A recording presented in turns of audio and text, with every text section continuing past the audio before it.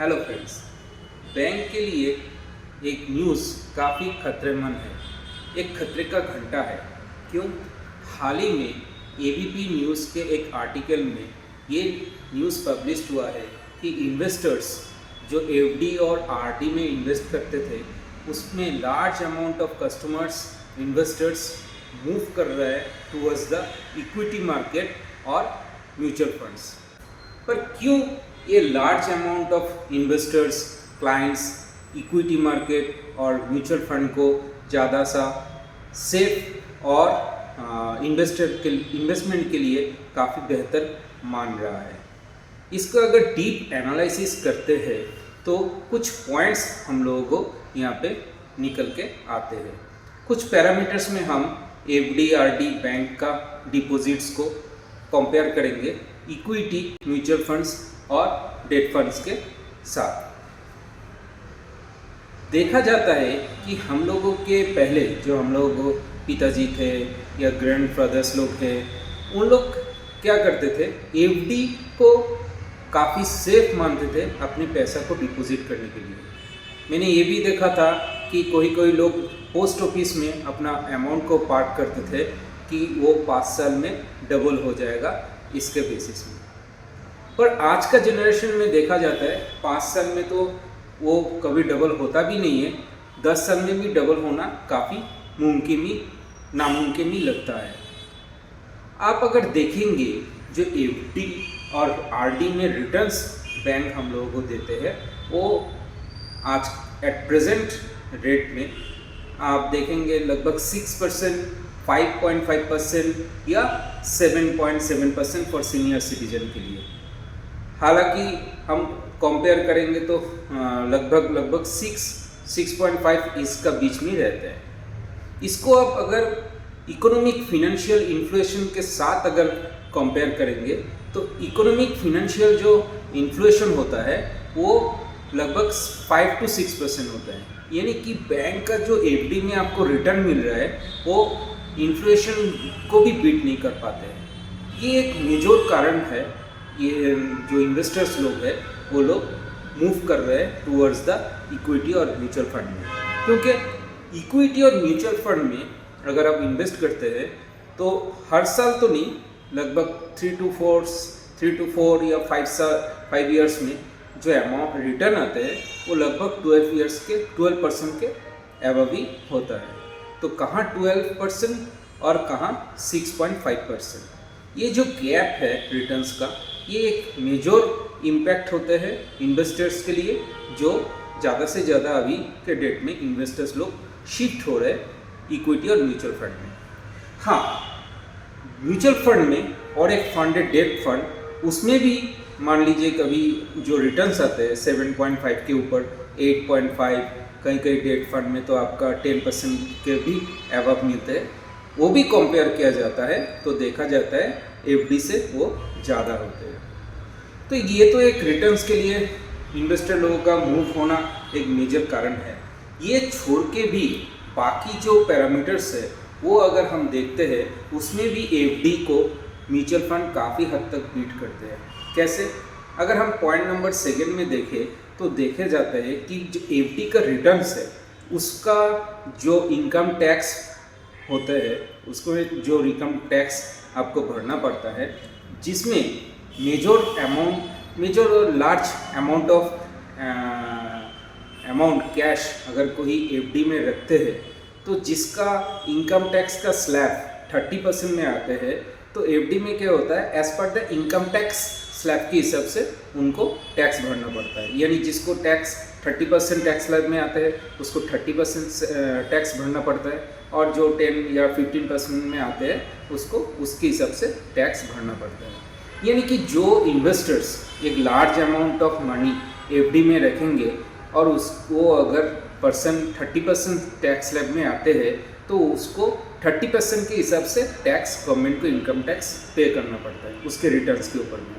पर यहीं में अगर म्यूचुअल फंड और इक्विटी मार्केट हो गया तो उसमें क्या होता है, 12.5% लॉन्ग टर्म कैपिटल गेन। वो 30% में आए, 20% में आए, कोई भी इनकम टैक्स स्लैब में आए, पर उसको पे करना पड़ता है ओनली 12.5% टैक्स। तो ये 12.5% और अदर साइड में एफडी और आरडी में 30%। ये जो गैप है इसके लिए भी बहुत सारे कस्टमर्स इक्विटी और म्यूचुअल फंड में शिफ्ट हो रहे हैं। पॉइंट नंबर 2 गया। पॉइंट नंबर 3 जो एक वाइटल पॉइंट है वो है टीडीएस। आप अगर एफडी या आरडी में अमाउंट डिपॉजिट करेंगे तो एवरी ईयर उसका एक टीडीएस अमाउंट आपका अकाउंट से डिडक्ट होगा, जो नेक्स्ट ईयर जब आप अमाउंट रिटर्न भरेंगे उसके साथ वो एडजस्ट होके आपको रिटर्न आएगा। यहाँ पे भी बहुत सारे कस्टमर का एक ऑब्जेक्शन रहता है कि एफडी में अगर हम पैसे रखते हैं तो 10% amount as a TDS deduct होके बैंक के खाते में जमा रहता है, जो इक्विटी और म्यूचुअल फंड में नहीं होता है।